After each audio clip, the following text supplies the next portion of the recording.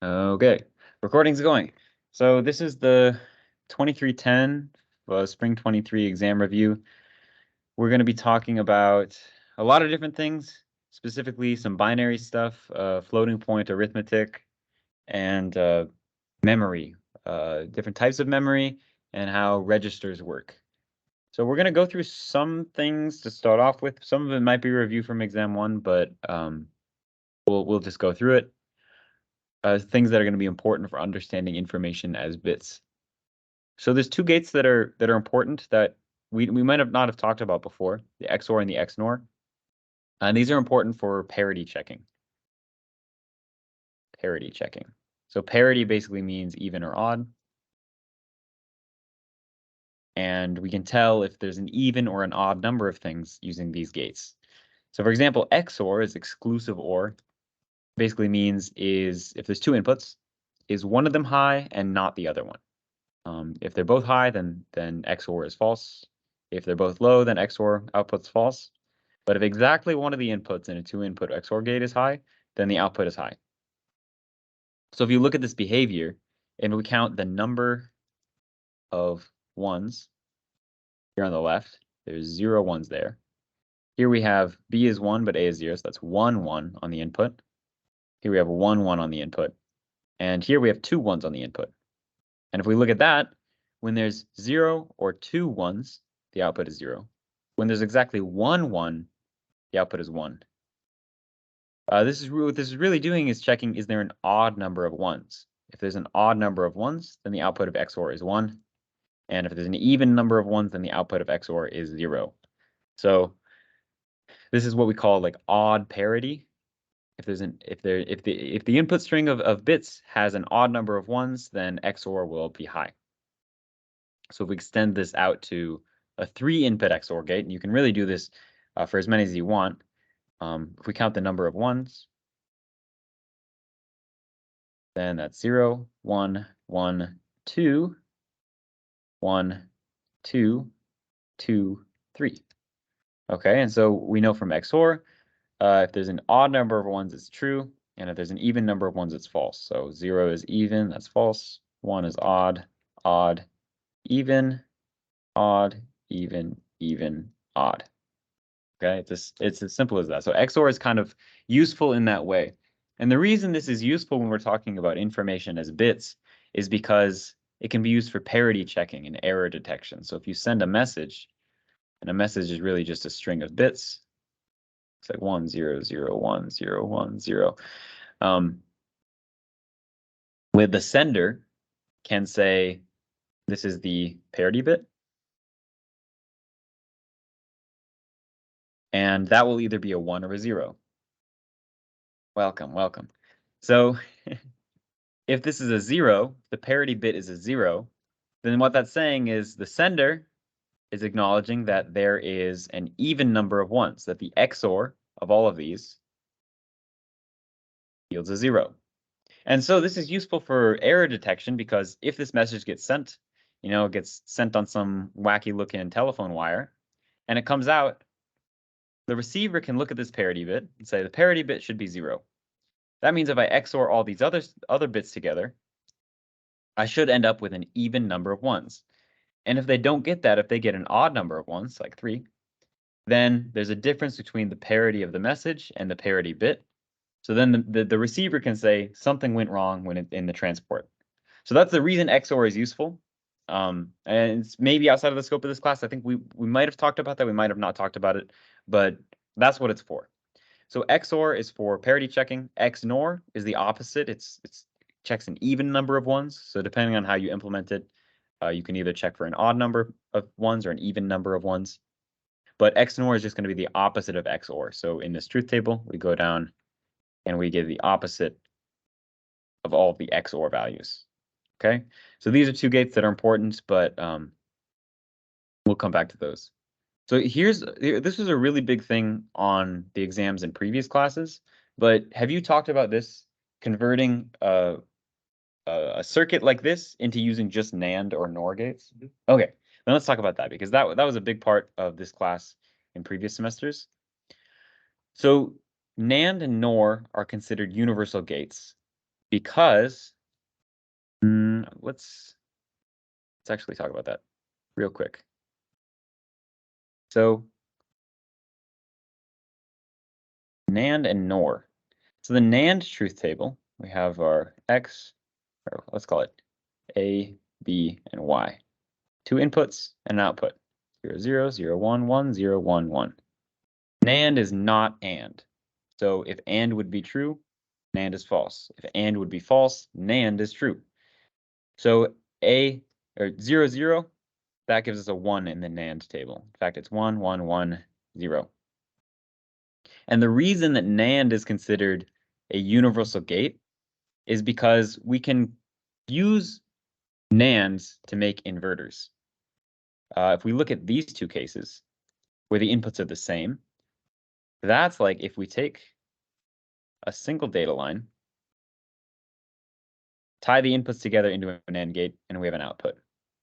And this essentially becomes an inverter, because if our input is 0, then both inputs of the NAND are 0.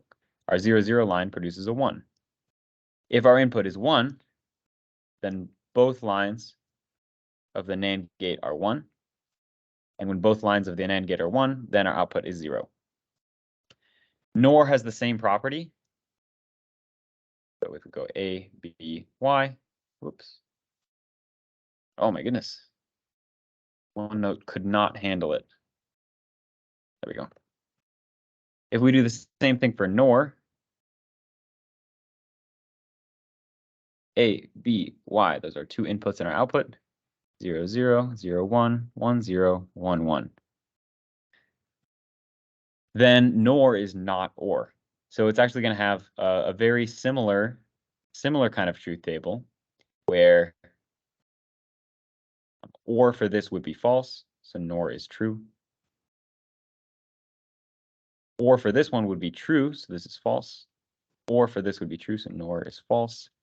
And again, this is false. Neither A nor B for NOR to be true. So this has the same behavior.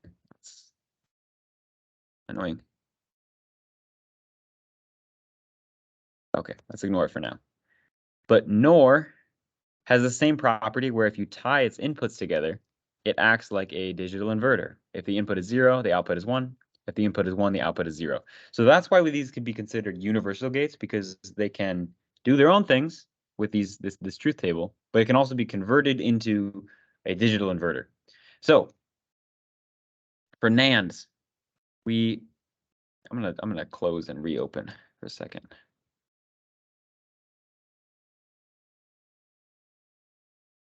That didn't work. It's a Teams thing. Oh, there we go. Oh, Microsoft products. Okay, so converting using NAND gates. This is our NAND conversion table. If we want to emulate, this is an inverter, a digital inverter. This is how we configure our NAND gate. If we want to do an AND gate, we use a NAND gate, and then we invert the output. And that one is pretty intuitive, right? Because this is NAND, and then this basically becomes a NOT gate. So not NAND is basically just AND.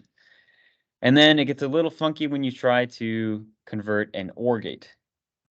That's where we have to invert both of the inputs and then and then pass that through a NAND gate.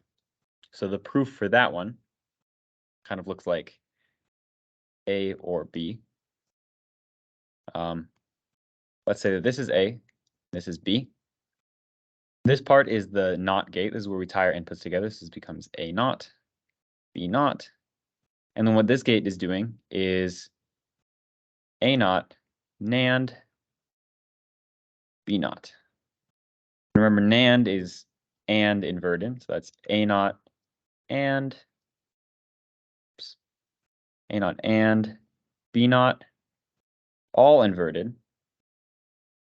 And from De Morgan's law, if we have this expression all inverted, then we can kind of pass this inversion to each of the terms and then swap the operation in between them. So that becomes A NOT NOT, and becomes OR, and then B NOT NOT is just A or B. Okay, it's kind of convoluted, but that's kind of how you derive what this circuit is doing. It's the same. This is A or B, A or B. Okay, so with that out of the way, let's get to converting this circuit. If you got your trusty little conversion table, and maybe for your exam, if it's on paper, you want to just scribble this out right away, and then you can just refer to it back when you want to do one of these circuits. Let me change up the color so things don't get confusing. Convert the following to use only NAND gates. So I like to do this in 2 steps. It's a function of 4 variables. So let's just start with each gate at a time. Let's start with this AND gate that has an inversion bubble on the B input. So if we wanted to think about where A goes, A is going to go into an AND gate. B first has to get inverted. We'll draw our little inverter. We got that from here. B is inverted, and then it goes into an AND gate. So we need to draw an AND gate using NANDs. And we can look right here, AND gate using NANDs. We tie our inputs. Basically, we're entering a black box. We're entering an AND gate. Okay, now if we were using just normal AND gates, we would do this and we'd be done. But since we're not, we have to convert it. So the AND inputs are normally here. Now they're going to be here. So what does this look like? This input and this input will both go into a NAND gate. That's this first one right here. Then the output of that gets its inputs tied together to another NAND gate. And please excuse the drawings, but these are all going to be NAND gates in this green diagram. They're all going to be NAND gates. Okay, so we've gotten rid of this AND gate. We have this inversion bubble. This one is the inversion bubble. This is the NOT. And then we have these two are making up this AND gate. Now let's go to C and D. So C and D are in an OR gate. C, D. So if we look at what an OR gate is using NANDs, we have to invert both of the inputs and then pass each of those into a NAND gate. So let's do that. Invert the inputs and pass those into another NAND gate. So this right here is an OR gate.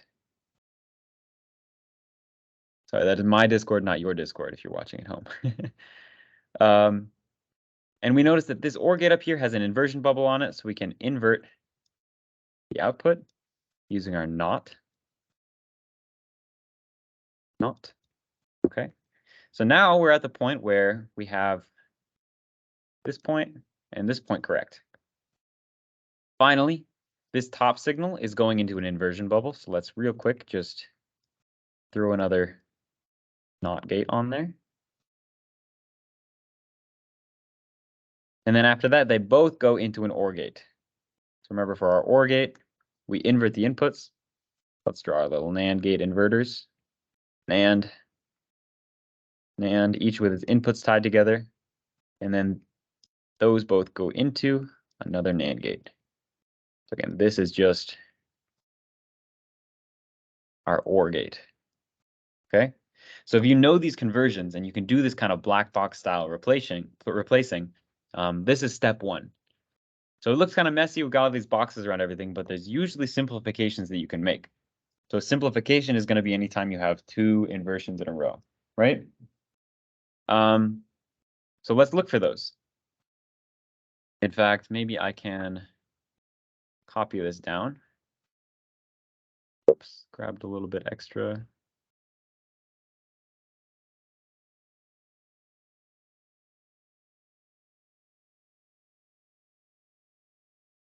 Okay. So this is our circuit. And what we're looking for is anytime we have 2 inversions in a row. So if we start going along, you might get confused and say, okay, we have 1 NAND gate and another NAND gate, so we can cross those out. But we're not looking for 2 NAND gates in a row. We're looking for 2 inversions in a row. And an inversion, remember, looks like where we tied the NAND inputs together. Basically, a little mini NOT gate. So you'll find these ones if you had an inversion in the original circuit, or if you had an OR gate in the original circuit. Because in the OR gate implementation of, or in the NAND implementation of OR, you have to first invert the inputs. So these are both inverters. So these can also count for your cancellation. So really, we're looking for 2 in a row that have their inputs tied together. So we start going along, and we notice that this one and this one are 2 in a row that have their inputs tied together. That means that whatever signal we have here, let's call it G. After this one, we have G naught. And after this one, we have G naught naught, which is just G. So we can remove both of these because they're canceling each other out, right? Down here, we have 1 inverter, and then we have a normal NAND gate. Remember, this one doesn't have its input tied together, so we can't cancel that one out. Down here, we have inverter, inverter, but they both feed into a normal AND gate, so we can't cancel those ones out. We have inverter in series with another inverter. So this is another example of a case where this one and this one, they're in series with each other. Nothing else interferes in the middle. So we can cancel both of these out. So step 2 is canceling out the circuit, or canceling out these duplicates. And then after that, just be really careful to copy down exactly what you need to have. So I'm just going to go line by line, and anytime you had a cancellation, you just draw a straight line through. So this one is still going into a NAND gate, and those are both blocked out. B is going, first it's inverted, and then it goes into the other input of that NAND gate. So I'm just copying this part of the circuit down, but then I'm ignoring this one, ignoring this one. Let's scroll down a little bit. We invert this one. That's this guy right here. And then one more. And then the bottom half of the circuit, we have C and D. There wasn't much that we could do down here, so these both have to get inverted because this was an OR gate. Whoops, my bad. So this is the OR gate in our original circuit. Okay. And then we have the double knots that get canceled out, leading into that final NAND gate. Okay, and this is our function f of A, B, C, D, implemented using only NAND gates. And the truth table for this function is going to be exactly the same using only NAND gates. And we've got 1, 2, 3, 4, 5, 6, 7 NAND gates. 7 NAND gates. Okay, so I don't know if your professor is going to ask you this, but real quick, in CMOS, an inverter had 2 CMOS transistors. A NAND is basically the next simplest using 4 CMOS transistors. So maybe what you'll have to do is look at how many transistors. Have you ever been asked questions like this? Like how many transistors are in this circuit? No, okay, yeah. Because I think they did this when I was taking the class, but then they cut back on some of that stuff. So, but it's still good to know. The reason that this might be done is so that in a big fabrication facility, instead of putting down these tiny, tiny little, okay, we got to put an AND gate here and a NOT gate and an OR gate and a NOT and then another OR gate, they can just have the technology to make NAND gates. And they can put them in any configuration they want, but by just focusing on NAND gates, they can make these circuits a lot cheaper and sometimes even more efficiently because we get these cancellations. So that's one example of using universal gates. Universal gates 2. So this is using NOR. NOR again it's kind of the same idea. It has the same property where it can become an inverter by tying the inputs together. This is a NOT gate implemented using a NOR, an AND using NORs, and an OR using NORs. So make sure you know how to do these for your exam. Both the NAND and the NOR implementations, just in case they ask you to use NOR or a NAND. They're really the same, but for NOR, the NOT gate, or for NOR, the OR gate is easier to implement. It just takes 2 of them. And the AND gate is the one we have to invert both of the inputs. And for NAND, it's the other way around. AND is easier to implement, and OR requires you to invert the inputs. So how about let's skip this for now and let's come back to it if we have time later, because there's a whole lot more on this exam. But the steps are going to be mostly the same. You just look at each gate kind of in a vacuum by itself and convert it black box style. So when we have this AND, you take the inputs, put a black box around it, and then instead of having your 2 AND inputs, you implement it using ORs. So you do something like this is a NOR. This is a NOR.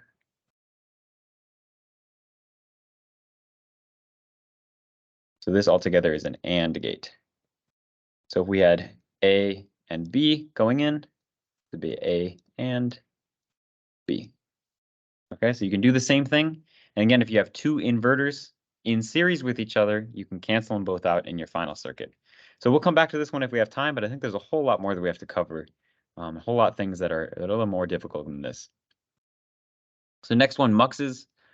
Just real quick, let's go over basic idea of muxes. So a mux, or a multiplexer, will select which one of its many input lines go into the output.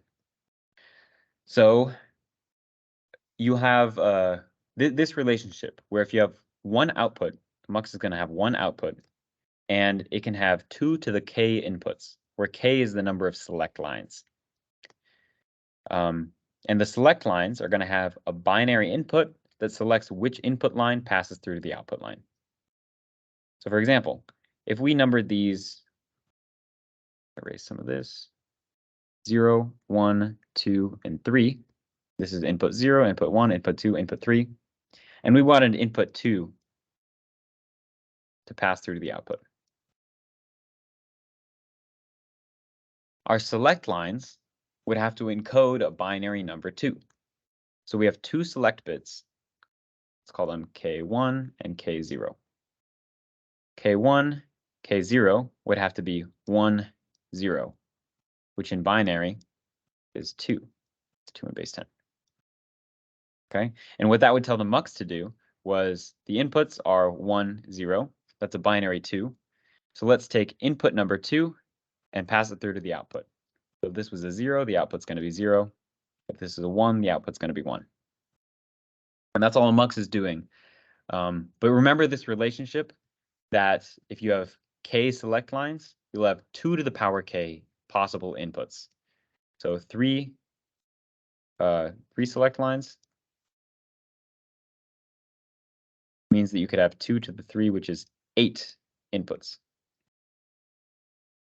And you probably won't encounter much more than that for this class because it just gets a bit way too big. But for example, if we had a 8 to 1, an 8 to 1 mux, then we would have 3 select lines, right? Because 3 equals the log base 2 of 8. So it works either way. If you have k select lines, 2 to the k outputs. And for example, if you're given the number of outputs, let's say you have n outputs, that means you have log base 2 of n select lines. This works either way. Log base 2 of 8 is 3. 3 to the power 2 is 8. But say that we have an 8 to 1 mux, and it's got 3 select lines and 8 inputs. Labeled 0, 1, 2, all the way on to 8. So what would our select lines have to be if we wanted to pass input 6 through to the output? Actually, okay, this is a mistake. If there's 8 inputs, they'd be labeled 0 to 7. So input number 6, so I6, so the second to last one. If we wanted input 6 to pass through, our select lines would have to be 6 in binary, which is, if you remember your binary conversions, is 1, 1, 0, exactly. Because this is 4 plus 2 plus 0, 6. So 1, 1, 0. Okay, so that's Muxes, and that's basically an intro into addressing in general, which is really important for this unit when we're talking about memory. So if you can understand the mux, that's one step to understanding encoders and decoders. So let's get into first decoders. So decoders are really useful when we talk about memory because they take a binary input of k bits, and they have a 2 to the power k bit output. And what this does is, say that we had our k was 3, we have 3 inputs. They're again going to be a binary number, like 0, 0, 0, 0, 0, 1, all the way up to 1, 1, 1. And these are going to select, or it's going to decode this binary number into a single one of these outputs. So for example, if our binary input was 1, 1, 0, which is a 6 in base 10, then the output numbered 6 would be a 1, and all the rest of them would be 0. That's what a decoder does. The output is always going to have a single 1, and all the rest of the ones are going to be 0. So if our input was 0, 0, 0, output number 0, the decoder, output number 0 would be 1, and all the other ones would be 0. So the reason this is important for memory is because, say you have a really, really, really big block of memory, like say it has 2048 inputs. Okay, and these are all going to be different lines of memory, different blocks of memory. So 2048 different addresses. So if you want to uniquely access a single address, you'd attach a decoder, which would have 2048 outputs, and it would have log base 2 of that inputs. So let's start there. If we have, let's call this a ROM, and say the ROM has 2048 by 32. That's the size of it, right? So each address has 2048 addresses, and each address is 32 bits long. And we want a decoder to be able to access this ROM. What we need to do is to be able to uniquely select each of the addresses. So there needs to be 2048 outputs. 2048 outputs from the decoder, each one of them passing into the 2048 inputs to the ROM. 2048 inputs to the ROM. Okay. And what we're going to do is this decoder output, say we wanted to access line 117. We're going to put some input such that line 117 is high. And that's going to be some kind of enable signal saying, I want to read line 117 of memory. And then the ROM is going to spit out line 117. So the way that we do that is using a decoder. So we first need to match up the outputs of the decoder, need to match the inputs of the ROM. And once we get to that step, we need to figure out how many inputs to the decoder that we're going to have. So that relationship, again, if we have k inputs, we're going to have 2 to the power k outputs. It stands to reason that we have n outputs. We will have log base 2 of n inputs.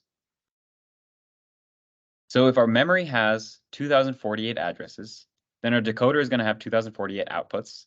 And if our decoder has 2048 outputs,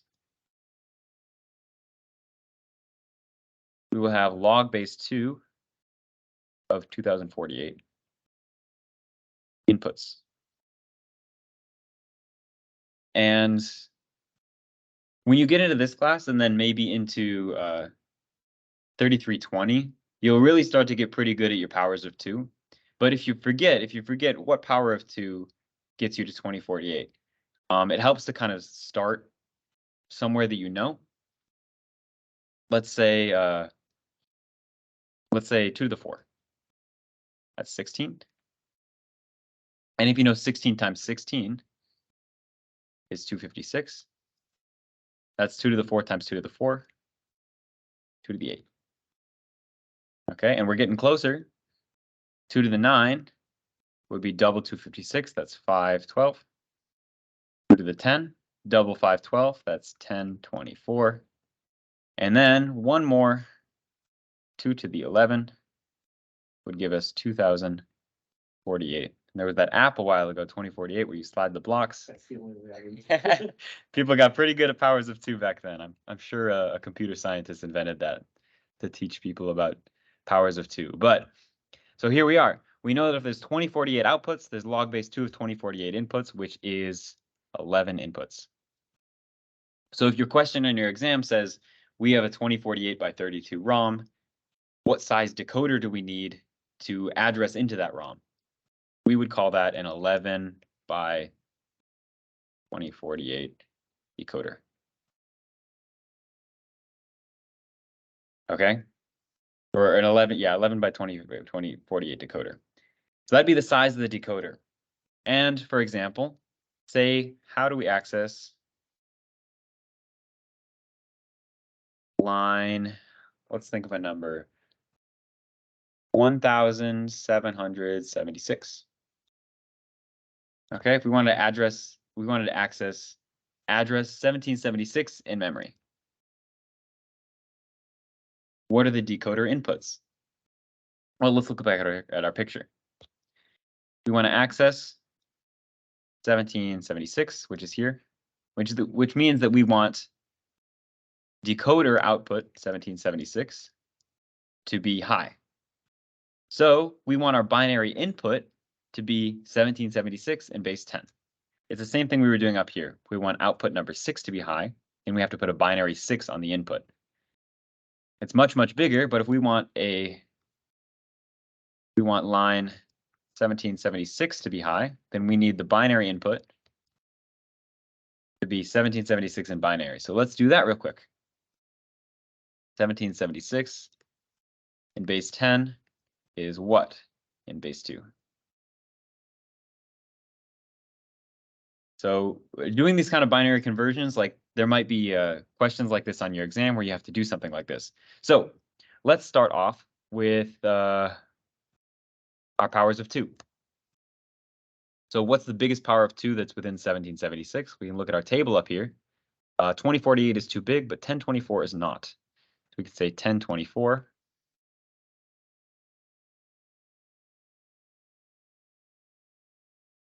Subtract out the biggest powers of 2, and we get 257. Okay, after that, the next biggest power of 2 is 512. We can subtract out of 512. 240. Okay, so if we start counting, we've got our, this is our 1024. This is our 512. We have a 1. After 512 is 256. But 256 is too big, so we put a 0 here. Next one after 256 is 128. So we can subtract a 128. 112. Okay, so 128 fit. Next is 64. 64 will fit. Minus 64. And if you have a calculator, some of these calculations will be a little bit easier again, but being able to do this on paper, you might have to do that on your exam. So that's 48. The next one after that is 32. Whoops. 32, which will have a 1, minus 32. 16 is a 1. And then once we get rid of 16, we'll be left with 0. So for the 8, 4, 2, and 1, all be zeros. So if you're asked, what does your binary input have to be so that we can access line 1776 in memory? It would be 1, 1, 0, 1, 1, 1, 1, 0, 0, 0, 0. Okay. And finally, the last thing that we're going to do is convert this into hex. This is in binary. So in hexadecimal, we can split these into groups of 4 bits and convert each of those groups of 4 bits into a hex digit. And that's useful so that it's easier to read. So 0 in hex is still just 0. 1111 in hex is, if you remember, 8 in decimal, then hex. Okay, 8 is 8, 9 is 9, but when we get to 10 in decimal, we use A. 11 is B. 12 is C. 13 is D.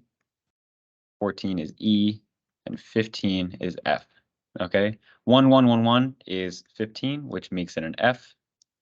And we can put a 0 out front here. 0, 1, 1, 0. This is 6, which is just 6.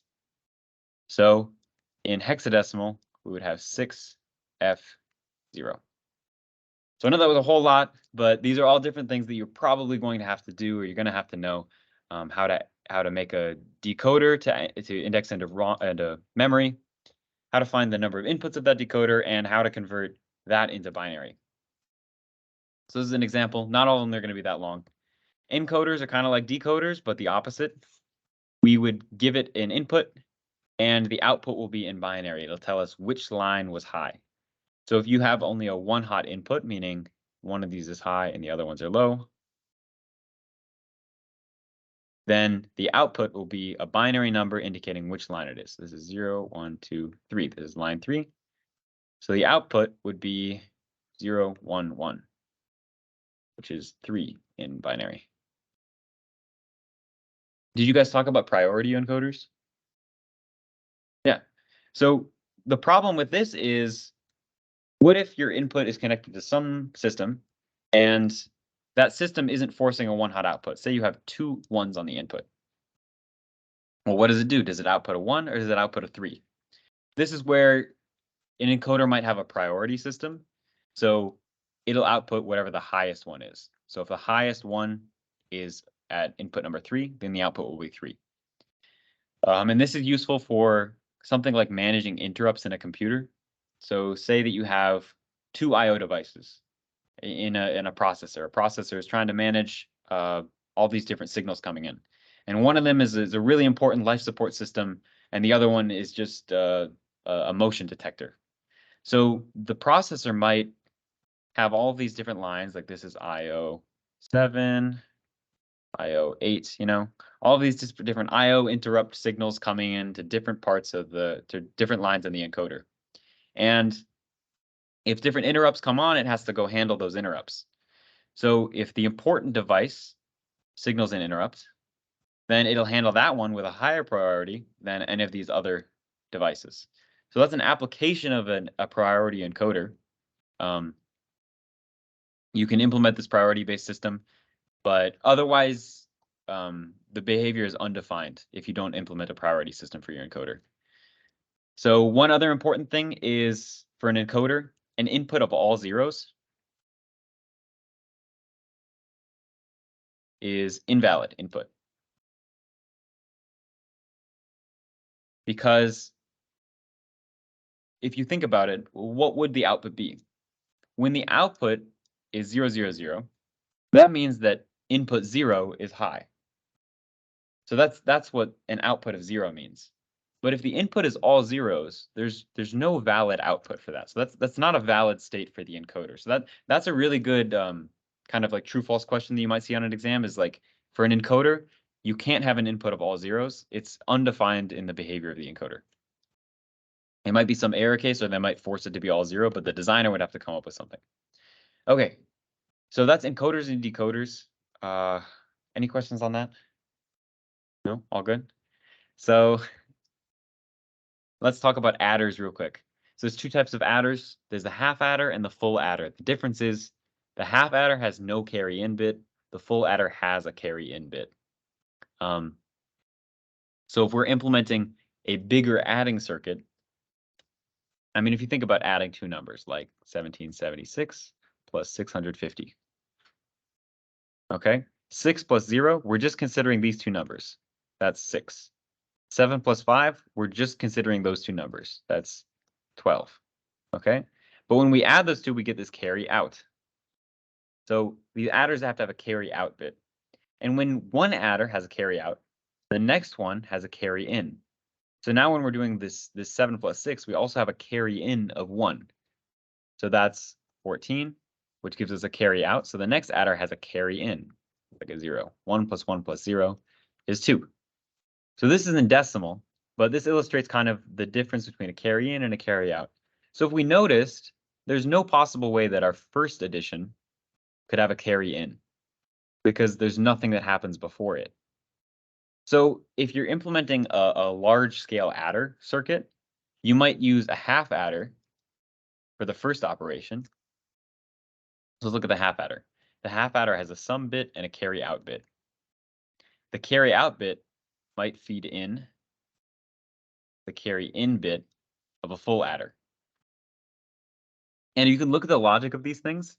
You can really, it breaks down to be pretty simple if you analyze the truth table for a half adder and a full adder. But you can also just think of it like adding. If these are 1 and 1, then what's 1 plus 1? That is, I guess it's easier when it's vertical. 1 plus 1 is 0, carry 1. So the sum will be 0 and the carry will be 1. And that's how these adder circuits work, exactly how we've been doing binary arithmetic the whole time, just using truth tables. So the half adder has no carry in. The full adder has some extra circuitry to have a carry in bit. So the full adder, let's say that our full adder has, this is the carry in and our sums, it's still going to have the same behavior. This is 1 plus 1 is 0, carry 1. But it can handle a wider range of things. It can handle 1, 1, 1. 1 plus 1 plus 1 is 1, carry the 1. So if our inputs are 1, 1, 1, our outputs will be 1 and 1 for a full adder. Okay, and it has a carry in. So this is useful for a larger adder circuit where you kind of chain these together in a ripple carry adder circuit.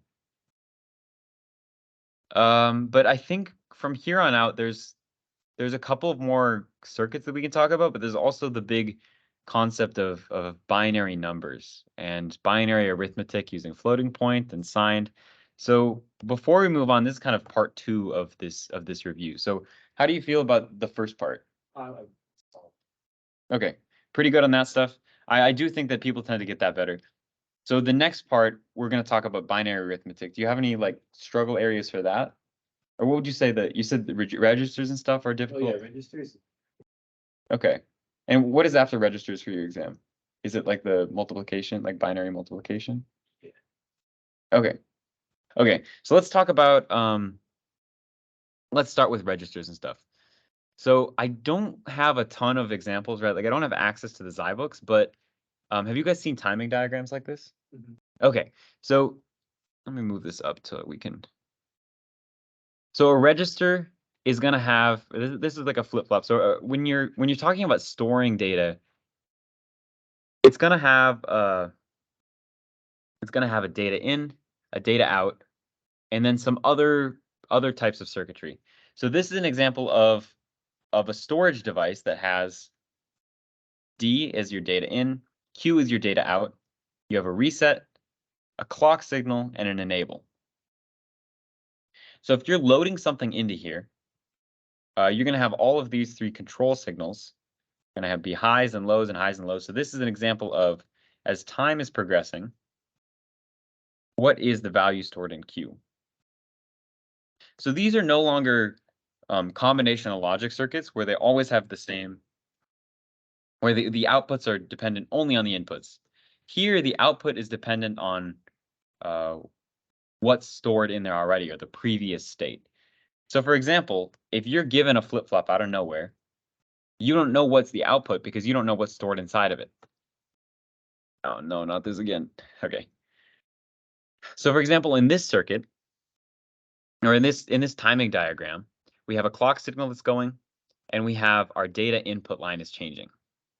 We have an enable and our reset. And what it wants us to do is trace what is Q doing as a result of all of these circuits. So let's talk about them. In most circuits, the clock signal, it's the rising edge of the clock where things happen. Now, the clock is going to be oscillating up and down because that's how digital signals work. But if we're talking about a single time where things happen, the metronome of these types of circuits is usually going to be the rising edge of the clock. So you're only really concerned about what happens on the rising edge of these clocks. So the other rules, if your enable is high, then your data gets stored and passed out through your queue. If your enable is low, then nothing can happen to the queue signal. And finally, if reset is high on a rising clock edge, then Q gets reset to 0. Okay, with these rules in mind, let's figure this out. So before this first rising clock edge, we don't know what the value of Q is because we don't know what's stored inside of this register. We don't know if this data was high or low for the last increasing or the last rising clock edge. So the best practice is to say that before the first initialization, we don't know. This is an undefined value. At this first rising clock edge, we see that reset is high and our D is high. Now, usually reset will have precedence. So on this first rising clock edge, we can say that Q gets stored, excuse me, a low value because this reset is resetting whatever the contents of this flip-flop are. Okay, so we're resetting. And that's going to be true until the next rising clock edge. Nothing can happen until a rising clock edge. Okay, so on this next clock edge, our data is low, but also our enable is low. I kind of made this line such that it's clear that the enable is falling in low. So when the enable is low, nothing can happen to Q. So we keep going. On the next rising clock edge, we see that our enable is high. So now something can happen to Q. And here our D is high. So when enable is high, we look at D. D is high. So Q becomes high at this rising clock edge. And then we keep going until the next rising clock edge. Here we see that enable is low. So we can't do anything at all. If enable is low and our reset is low, nothing's going to happen to Q. So we keep going. The next rising clock edge, we see an enable signal is high again. So we look at D. D is high. So Q is still high. On the last couple ones, enable is low. So we don't even have to look at our D. Enable is low, so nothing can happen. And finally, at this next rising clock edge, our enable signal is high. Our D is low. So our Q signal becomes low. There's a lot to keep track of, but the enable signal, if you're given an enable signal, is going to control whether anything can happen to your output. And if your enable signal is high, then your output becomes whatever your input was. And reset will reset it. Okay, it depends on the implementation to see whether reset has precedence over enable, but I hope that your professor wouldn't give you any weird situations like that. If you get a reset pulse on a rising clock edge, then your signal comes low. Otherwise, your output follows your input whenever enable is high. Okay, don't get them mixed up because these really aren't that tricky if you can keep all these rules straight in your mind. So sometimes you'll see an example where instead of an enable signal, you'll have a load. And instead of a single bit, this is going to be a register, like a series of flip-flops that contain multiple bits. So instead of just a single line coming in, we'll have something like this notation means that this is a line that has 4 bits in it. There's 4 bits of information contained on this line. So if this is going into some sort of register, and then you have load, your clock, okay, this is your D, Q, and then maybe this is a reset. Okay, then this will have 4 input, 4 output, but your load and your clock and your reset are also still going to be bits. So there's really no difference in the operation of this circuit, where when we start off, we don't know what Q is. On the first rise and clock edge, we reset, so we put a 0. And this notation is a little bit different. Instead of just going high and low, we kind of have this block indicating what it is. It's a hex value. So if it's 4 bits, remember hexadecimal, 0, 0, 0, 0, it's just 0 all the way up to 1, 1, 1, 1 is F. Okay, So it's the same kind of thing where if our load signal is low, then our data doesn't pass through to our queue. If our load signal is high, like in this case, on this rising clock edge, load is high. So our D, our input, is hex A. So our output becomes hex A. And it stays that way until the next rising clock edge. We see that our load signal is high. Our input is hex E, so our output becomes hex E. Okay? And then that keeps happening. That's the only thing that happens, really. The operation is the same as before, except for instead of a single bit, we're going to have multiple bits. Okay? So does this make sense? Any questions on this? Timing diagrams? Yeah. You might have a question like this. I remember these were always a pain because you have to track so many things. But okay. I'm trying to think about what other. Let's go into some representing numbers, some binary arithmetic things. So you've talked about 2's complement before, right? Negative binary numbers. Okay, so let's go over that quick because I'm pretty sure that's going to be on the exam. If my syllabus is, from what I understand, it'll probably be on there. Okay, so when we have an unsigned numbering system, it's only positive numbers, which is what we've been working with up until this point. If you have n bits, say if you have 3 bits, then you can represent any number between 0 and 2 to the n minus 1, which 2 to the 3 is 8. So that's between 0 and 7. So with 3 bits, we can represent any number between 0 and 7. So on a number line, that's what this looks like. This is unsigned. This is our unsigned range, anywhere between 0 and 7. If we want to use those same 3 bits and represent negative numbers too, we can't represent from -7 to 7 because that's way more numbers. That would be like twice the number of numbers using the same number of bits. That's just not how it works. So if we want to use a signed numbering system, then we have to sacrifice some of our range. So if we're using 3 bits unsigned, we can represent anywhere between 0 and 7. Unsigned. If we're using signed, so we're allowing negative numbers, the range then becomes -2 to the power n minus 1, 2 to the n minus 1, minus 1, which always looks way more complicated than it needs to be. But let's try it with 3. 3 bits. We can represent, so n equals 3. So 2 to the n minus 1 is 2 to the 3 minus 1. 2 to the 2 equals 4. Oops, whoops. Okay, which is 4. So with 3 bits in a signed system, we can represent anywhere between -4 to +3.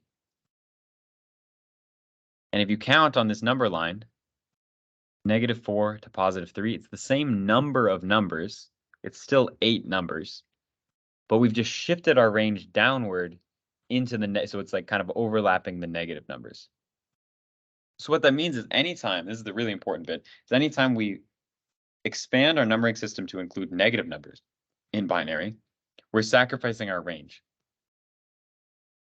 So there's a couple of different ways that we can implement negative numbers in binary. For example, sign magnitude might be the simplest way. So say that we have 3 bits for the magnitude and 1 bit for the sign. So say that we're working in a 4-bit numbering system. -7 would be a 1 to indicate that it's negative. So for example, our sign bit would be, if it's 1, then it's a negative number. If it's 0, then it's a positive number. So 1, 1, 1, 1 would mean, okay, this is a 1, so that means it's a negative. And this is a 7, which means that it's a -7. Okay, and that's really simple and it makes sense. The problem with this system, the sign magnitude system, is that we have 2 different numbers that mean 0, which are 0, 0, 0, 0, and 1, 0, 0, 0, because this is like the positive 0 and the -0. And so we're wasting one of our numbers that we can represent by having a duplicate. So this is not what we end up doing in computers. Another one is 1's complement. So one property of negative numbers is you want -5 plus 5 to equal 0, right? The negative version of a number plus the positive version of the number should add up to 0. So in ones complement, we just do the bitwise inversion of the number.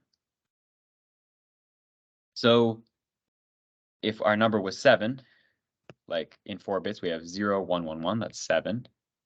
We flip every single bit and it becomes 1, 0, 0, 0. That's our -7. So that means if we add 7 plus -7, 0, 1, 1, 1, plus 1, 0, 0, 0, that's 1, 1, 1, 1. So we would have to say that's 0. But then also, if we flip that, that's also 0. They're both 0. This would be like a -0, and this would be a +0. If we flip the bits, the same number, but they're both 0. Again, we have 2 zeros, so we're wasting some of our range by representing 0 twice. So that's why we don't use ones complement. What we end up using is 2's complement. So 2's complement, if you want to get a negative version of a binary number, you get the ones complement version, you flip all the bits, and then you add 1. And the magic with this is that there's only one 0, and it is the negative version of the number plus the positive version of the number. So for example, if our number is 7, that's 0, 1, 1, 1. -7, we would first flip all the bits, so 1, 0, 0, 0, add 1, 1, 0, 0, 1. This would be a -7 in 2's complement. So let's check. Does -7 plus 7 equal 0? Well, -7 is 1, 0, 0, 1. +7 is 0, 1, 1, 1. Let's add them together. 1 plus 1, 0 carry 1, 0 carry 1, 0 carry 1, 1, 0. Well, that doesn't look like 0, but you have to remember that in binary, in computers, we only have a certain number of bits. We're only going to have a certain number of wires. We're only going to have a certain number of spots in the register. So what we can get is an overflow, which sounds like a bad thing. But if we only have a certain number of bits, this would be like this is like the carry out bit. If we're ignoring our carry out, then these 4 bits, they are 0. -7 plus 7 does equal 0. Okay, so the magic of 2's complement is that we can actually do arithmetic using these 2 complement numbers, and it works out. We can just treat them like normal numbers. We can add, subtract, multiply, divide, and it'll all work out within the terms of a computing system. So to get a negative version of a binary number, you flip all of the bits and add 1. You flip all the bits and you add 1. One really important thing to remember is when we include negative numbers, we sacrifice part of our range. So remember, for 3 bits, we can represent anywhere between 0 and 7 in an unsigned. For signed, 3 bits represents anywhere from -4 to +3. So say you want this +7. This is a 7. And you want to just use 3 bits. If we try to do the same thing and we want to get to -7, still just using 3 bits, we flip all of these, 0, 0, 0, and we add 1, 0, 0, 1. Well, now we've just gotten that -7 is 0, 0, 1. But 1 is 0, 0, 1. Okay? So you have to make sure that you have a big enough range to represent the numbers that you want to represent. So if you are working with 7 and you want to get to a -7, then you can't just use 3 bits, because if you use 3 bits, you're going to override your range between -4 and 3 in a signed numbering system, okay?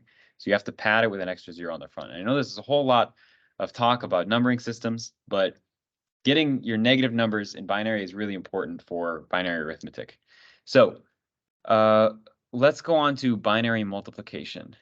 Have you done binary multiplication? Okay, but do you think it's on your exam? Because yeah, the only thing I'm going off is floating and fixed point arithmetic, which I feel like binary multiplication might be on the exam. Okay, we'll go over it real quick. So binary multiplication is pretty easy, actually. What you do is you have your two binary numbers. You sign extend them to both be bigger numbers, and then you only consider the first couple of bits of the output. So let's start with 7 in binary. We're going to work with 4 bits. 7 is 0, 1, 1, 1. Okay? 5 in binary is 0, 1, 0, 1. So in -5, we flip all of those bits 1, 0, 1, 0, and add 1, 1, 0, 1, 1. Okay? And we're going to multiply -5 times 7. So these are both 4 bits.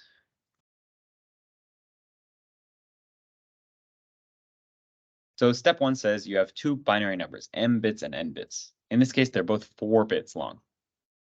So we need to sign extend each to be m plus n bits. This is m, this is n. M plus n is 8. So we need to sign extend each of these to be 8 bits. So what sign extending means is we're going to pad some stuff onto the left to make it the same number. If we sign extend a positive number, we just add zeros out front. Okay, that's easy. If we sign extend a negative number in binary, we add 1s out front. So I've just added 4 1s to the front of this number. I've added 4 zeros to the front of this number. That's sign extending. So now they're both 8-bit numbers. And next, we just multiply them, and we only consider the first 8 bits of the output. So let's multiply. 0, 0, 0, 0, 0, 1, 1, 1 times 1, 1, 1, 1, 1, 0, 1, 1. In fact, it'll actually be easier if we do it the other way. 0, 0, 0, 0, 0, 1, 1, 1. So multiplying works much in the same way that it does in decimal, where we do 1 times 1 is 1. 1 times 1 is 1. 1 times 0 is 0. And if you notice a pattern, 1 times 1 is 1. 1 times 1 is 1. 1, 1, and 1. Okay, every time we have a 1 down here, we're just copying this number. Because 1 times 1 is 1. 1 times 0 is 0. So we're just copying this number down here. And then, we put our little placeholder x or anything. And then we do 1 times this number again. So we're just writing the same number again. But this time it's going to be shifted over by 1 place value. And then again, we can shift it over by 2 place values. It's the same thing we do in decimal multiplication. And here we copy the number. 1 times 1 is 1. 1 times 1 is 1. 1 times 0 is 0. And 1 times 1 is 1. 1 times 1 is 1. 1 times 1 is 1. 1 times 1 is 1. 1 times 1 is 1.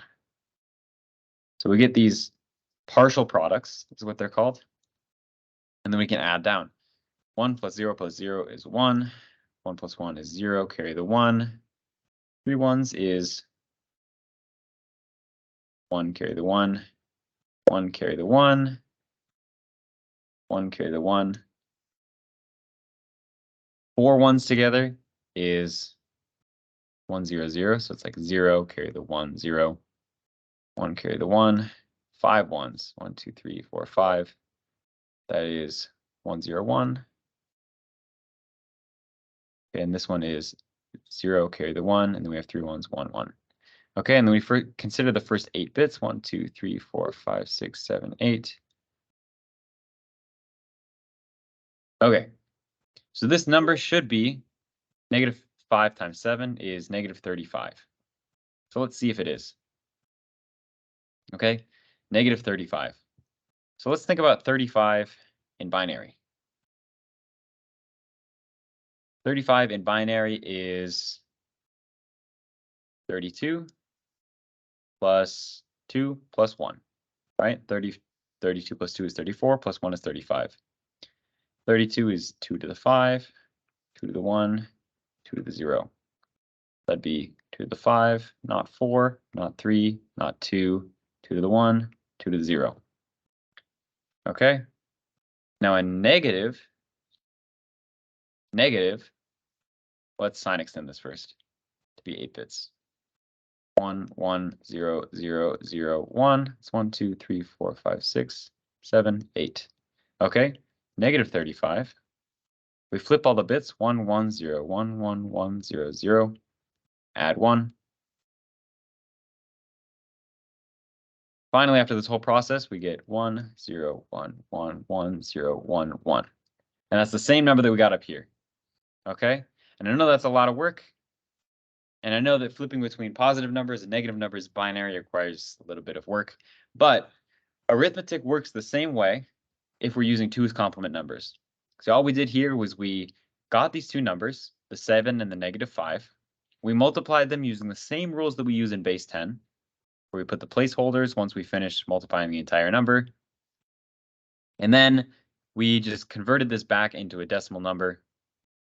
Or this is a 35. We verified that this is what negative 35 is. So the multiplication works. Okay. Binary fractions. So floating point numbers in binary. This is really the same way as representing normal numbers in binary. So when we go to the left of the radix point, this is called the radix point, we have the powers of 2, the positive powers of 2. When we go to the right of it, we have the negative powers of 2.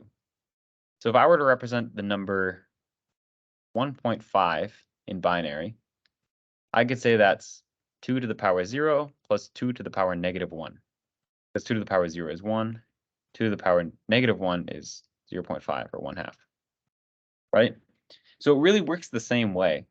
We represent numbers using powers of 2. It's just that now we're including powers of 2 that are negative. So the consequence of this that you'll probably talk about in your computer classes is some numbers cannot be represented with a finite number of binary digits. Sometimes you just can't get the specificity that you need from the powers of 2 to hone into on a number. And that's where we lose accuracy when we're storing numbers in computers. And that happens.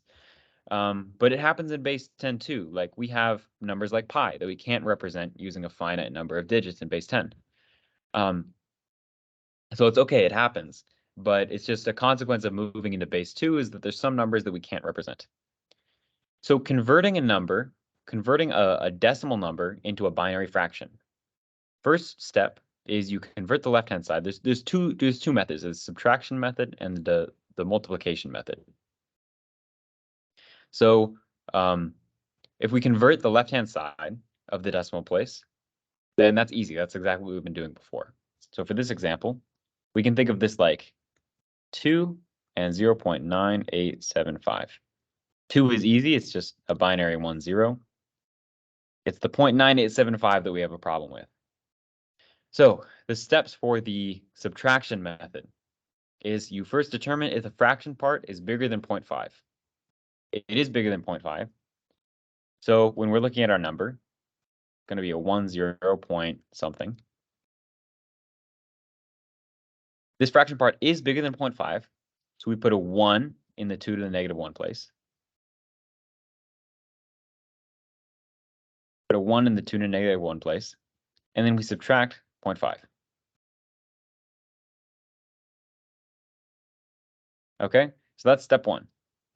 Step 2, determine if the fraction part is bigger than 0.25. That's 2 to the negative 2. It is bigger than 0.25, so we can put a 1 for the 2 to the negative 2 and subtract 0.25. And if we do this, we end up with 0.2375. Okay, and we keep going until we get a 0. So let's keep going. So 0.2375.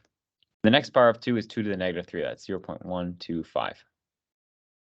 So this number is bigger than 0.125, so we can subtract 0.125. And we get 5211. Okay. And then next we get 1 here. 2 to the negative 4 is 0.0625, and we subtract. Okay, and so on.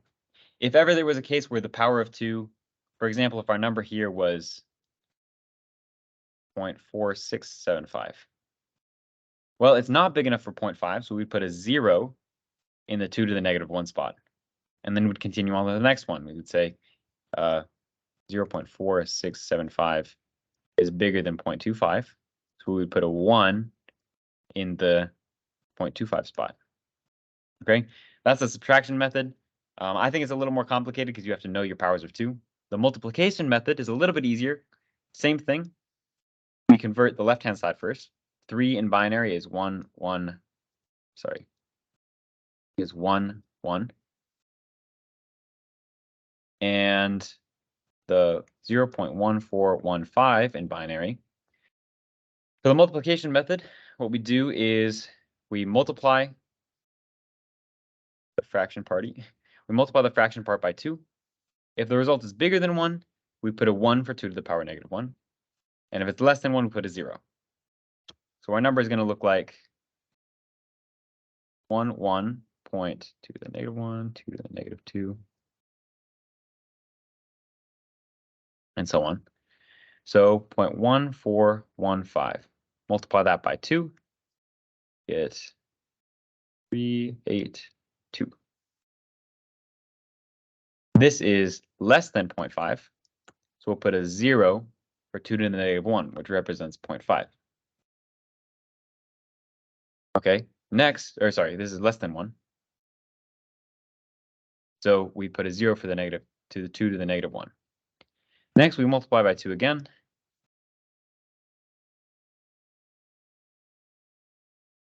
.5660. That is also less than 1. So we'll put a 0 for the next power of 2. We multiply by 2 again. And if the answer, which in this case it will be, 1.1320, that is bigger than 1. So we put a 1 for the next power of 2. And then you keep on going for however much specificity you want. So your professor might say something like, calculate or find this number to 7 digits of base 2 of binary fractions. So you'd keep going until you have 7 digits of precision, and then you'd stop because some numbers can't be represented within a certain level of precision.